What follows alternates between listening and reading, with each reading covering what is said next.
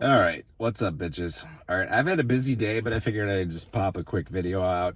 Um, I saw a little bit on Discord. I figured I'll just do a video. So it's like, this is gonna be a little tongue in cheek too. It's like, okay, when seven. If you don't know what the hell I'm talking about or referring to, a bunch of us earlier this year, like in January, February, something like that, we were joking on Discord, like, when are we going to see $7 LTCN? Because Caesar, at that point thought it might go down to that, and never did, at least during that time frame. And it's like, so I saw on Discord just briefly get some people whining about the price action. Like, I don't give a shit. Like, if you're a whiner, you're not a winner, because if you're a whiner, you're probably gonna get scared and cash out now, which would be a phenomenal time to do it, in my opinion. Tongue in cheek, not financial advice, but phenomenal. Like, you should definitely sell right now before the moon. Like, that totally makes sense, right? You know what I mean? Not financial advice, but anyway, $7 LTCN, could we see it? Yeah, I think we could. There's a possibility. Like, if you're whining about the prices today, and recently, just wait till we hit a $7 LTCN. Not that we will, but guess what? That's only it's like a 40% drop. And if you look back at the price chart for LTCN from last cycle, you will notice something. It wasn't around for that much longer, for that long of a time before things kind of launched. But you will notice, if you look at the price chart from that period, that it did go into to have a major dip right before the moon mission started. So we got to see that. We could see $7 LTCN. It's, anybody that's been waiting for it might be really happy if it comes around. It's not that far away. Don't get surprised, but don't wet your pants either. Like, be a big boy, big girl. It's like, the launch is just right around the corner. I don't know exactly when.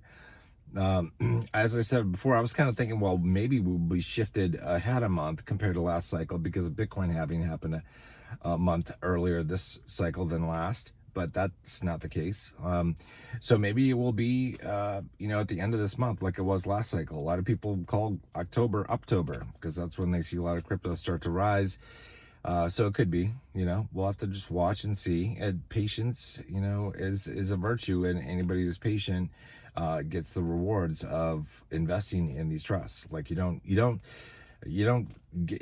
deserve the riches, the wealth that come from this stuff, if you're not willing to ride the roller coaster. And honestly, a lot of the people that are whining have gotten in, like, in the past 6 to 9 months or so, right? They haven't been in a long term. Like, if you want to bitch and moan, like, you should be in my position. Like, there were shares I didn't sell, last Grayscale, because I was a dumb shit. Like, for whatever reason, I didn't sell them. And so I just saw their value drop precipitously, continuously, even after the end of the bull run, till they reached their low point at the bottom of the bear market. And I honestly got to the point where I'm like, this shit is never coming back. It's never going to happen. And, then I have to get over that, negative mindset. And it's like, yeah, another crypto bull run is coming, and this is going to be worthwhile. And it'll be okay. That even though I didn't sell all my shares last cycle, that I'll be good. I'll do just fine. So I don't know. We're doing good. Like, we're doing good, because we're so close. Like, why would you give up now? Why would you sell shares now? It just makes no sense to me. It's like, we're so fucking close to launch. And I'm super excited. Like, I'm a little concerned myself personally, because I'm in the middle of projects at the office and, like, at home doing a bunch of shit. And I'm worried that I'm going to forget about the bull run and not pay attention to the early days, because the early days are important for me. Because, I'm trying to do, just as an FYI, I've talked about this in the past. Like, I'm thinking about doing, like, in my Roth IRA, my son's Roth, trying to do some early rotation between LTCN and BCHG, depending on which one moves first. I'm going to try to, like, gauge, like, is it a smart move to, for example, if LTCN moves first, moves up to, like, $150 or $200 first, do I sell out of LTCN, rotate into BCHG, then to catch that increase? And is it going to be worthwhile? How long can I afford to wait before I do that? All that kind of stuff. So the early days are important for me, because I'm trying to do, like, miracle shit. Like, my son's Roth, I put $7,000 into it. It's got like 4,500 or 4,800 or something like that in there right now. So I'm trying to get that as high as freaking possible, and just do a moon mission with a small amount. I have to do rotation like a madman to make that happen. And if that's even a possibility, I don't know that it will be. You know, there are no guarantees in terms of timing of anything. When any of the trusts launch, we just don't know. And last cycle, I was hoping that last cycle would provide a better guide as to what would happen this cycle, but so far it's been kind of shitty, honestly, because I've talked about this before. Like Digibyte, it should have started its run by my reckoning and by a lot of people's reckoning this spring, because it did that the last two cycles, and Filecoin should have popped off too. But it's different than last cycle. So every cycle is going to be a little bit different than the other ones. You can't necessarily rely on things happening exactly at the same time. That's just the way life is, right? So anyway, just sit tight. We'll be fine. We'll be good. All right, let me give you an update on what I'm doing, because I know you really care. I know you really care, but I'm sitting here. I don't have OJ, but I have a Mexican Coke, which is delicious. I've gotten hooked on these things in the past couple of weeks, actually. It's been a while since I had these, and it's not good because I'm drinking way more soda than I should be. But I've been having fun buying on eBay vintage software, basically from mid 1980s all the way up to present. Everything I've ever used in IT work, in my career and in college and even in high school. And it's been super fun. Cool to see some brand names that I haven't seen in a long time that just disappeared because they got acquired by other companies. Very cool to find some very rare retail boxes of software that I never knew existed, like for Netscape Navigator 1.0. Holy shit. I found that and I got that because I'm like, this is history, and I don't know if anybody's going to care about it in the future, but I do. I care about it, so I'll preserve that as best I can for as long as I can. But it's been a real trip. But it's been sad too to see software companies go out of business, ones that don't exist anymore. And that's just the name of the game with any business, right? But like trusted, well-known brands just go out of business. We've seen that with stores, all that kind of stuff. It's kind of sad when companies like Blockbuster or Kmart or Sears or whatever, Circuit City, Radio Shack, etc., go out of business, and we've have a history with those, so it's kind of sad. But anyway, it's just another sign that I'm getting old. I think I told you guys, like, I started a couple months ago. I started collecting the like vintage stereo equipment, which I completed that. I got what I wanted. Cool setups, I got some equipment that I've never had before. I was trying to get a specific Onkyo CD changer that came in like a cassette form. I had one of these like in high school, and I had to buy 8 of these fucking things off eBay to actually get one that worked. Like, everybody that sold theirs on eBay said it was tested and working. It was A-okay, and it wasn't. It was a piece of shit that didn't work. And finally, after I had given up, the last one arrived that I had ordered, and it was the one that worked. So number 8 worked. So very cool. But I don't expect this thing to last long. The problem with a lot of technology, whether it's computers or like PlayStations or Xboxes or Walkmans, Discmans, all that kind of stuff, is all this shit has like, rubber belts inside that connect the motor to, the rest of the unit. And if those things go bad, things don't work. The PlayStation will not be able to read an optical disc. The cassette won't move, all that kind of stuff. So I don't know how long this stuff is still going to work, but we'll see. Anyway, some stupid stuff about me that you probably don't care about, but I figured I'd share from the Jeep. By the way, I'm thinking about getting a new Jeep. This Jeep has been with me for a while, and I'm thinking about getting a new one. Not a new one, but a new one to me. I'm thinking, I don't know if I'll do it, this fall or in the spring or when exactly, but I'm not going to buy a new one. I'm going to buy a used one. And specifically for this reason, like Jeep, for some dumbass reason, switched from like a traditional shifter that looks like a shifter to like something that looks like a radio volume control to move from park to reverse to neutral to drive. It's just like ridiculous, and I hate that.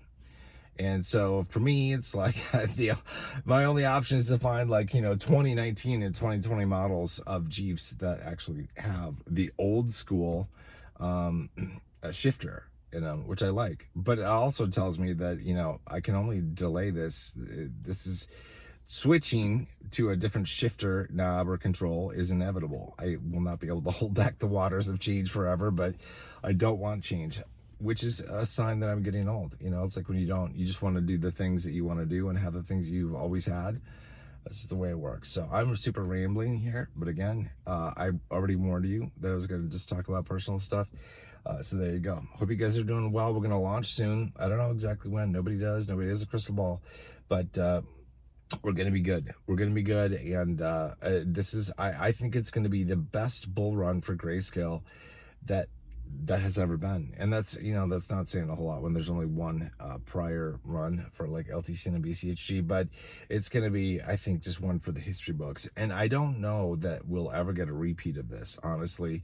I've talked about this in the channel before. BCHG might still be a trust next cycle, I'm thinking, because the odds of us getting a Bitcoin Cash ETF, I don't know that it's that high in the next 4 years. I don't know, but I think a Litecoin ETF is probably fairly high, and that would mean LTCN would be converted to an ETF. We lose all the premiums, and the equation changes massively in terms of like what you can get from profits when you're in a trust that doesn't, or when you're in an ETF versus a trust that has premiums.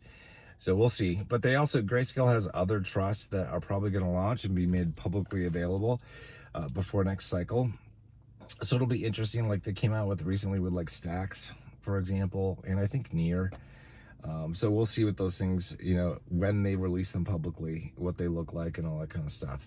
Because those might be good plays, but probably not as good as LTCN and BCHG this cycle if the prices that Cesar predicted or thinks could actually hit. Like if that stuff actually hits, I mean, holy shit, like that's like big numbers.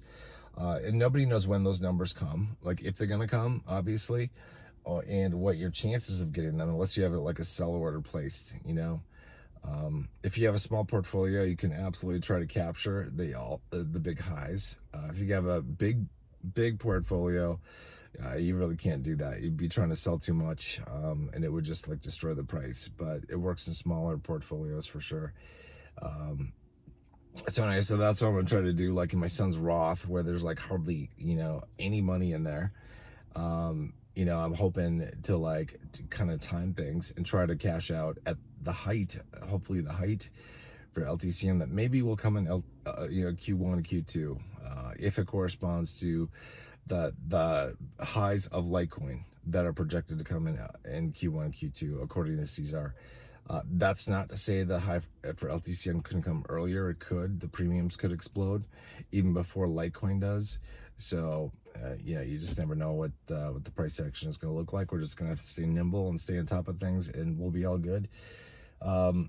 Yeah, so I think that's it. Leave a comment if you want me to do a video on something. Join Discord if you haven't already, or it's been a while. I'll try to leave a link to Discord in the description of the pinned comment of this video if you want to get there and join the conversation for the crypto run, because we're about to start. If you're not a part of it, you might want to be a part of the conversation. It's kind of fun. So it's nice to have a group of people that you're kind of going through everything with. I think, you know, that's kind of key. It helps you to, I guess, keep your shit together and just, I don't know, have some good strategies for selling and all that kind of stuff. So, yeah, that's what you should do. All right, I'll do other videos in the future. I don't know how many. When the bull run actually starts, I'll definitely be doing videos, but, you know, until then, I have a ton of stuff going on between work and home, and I'm racing against the clock with just trying to get shit done because it's starting to get chilly here, and we don't have frost in the morning yet, but that's probably only like a week away. But snow's coming, and I have shit that I need to dig into the ground. You know, I need to bury cable, and I need to pound in poles and then put snow poles in for the drive, so the plowers know where to go and all that stuff, the plow drivers. Yeah, so I'm busy. All right, I'll see you guys. You guys take care.